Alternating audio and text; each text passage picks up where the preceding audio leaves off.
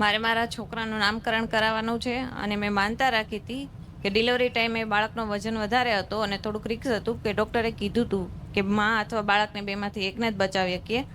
એટલે મેં માનતા રાખી હતી કે જેટલું એનો વજન હશે ને એનાથી સવાઈ હું તમને પેંડા ધરાવીશ. એટલે ત્યારે 3 કિલો અને 700 ગ્રામ એનો વજન હતો. ત્યારે હું 4 કિલો અને 250 ગ્રામ પેંડા લઈને આવી છું. માં એનું નામકરણ બી તમારે કરવાનું છે. એ સમયે ડોક્ટરે એવું કીધું કે માં કે બાળક બેમાંથી હા, એક જ બચી શકશે. નોર્મલ ડિલિવરી શક્ય જ નહોતી અને અમારી એવી ઈચ્છા હતી કે સીઝર નથી કરાવવું, પણ છેવટે સીઝર આવ્યું. પણ બાળકને અને મને બેમાંથી એકને કંઈ નથી કોઈ થયું. તકલીફ ના થઈ, બંને જીવ બચી ગયા. હા, બંનેનો. બરોબર. અને ત્યાર પહેલા મને એક બેને એવું કીધું હતું કે તને પહેલા ખોળે માતાજી દીકરી દેશે અને ઈ તારા ઘરવાળા જેવી જશે એમ.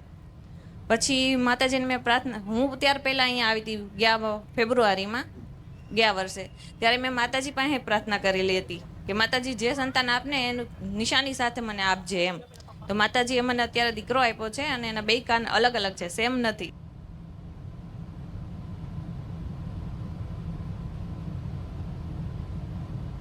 પેલા દીકરીનું કીધું તું કોઈએ? હા, હા, બહુ બધાએ કીધું તું તને દીકરી જ થશે એમ. એવું કહેતા હતા? હા.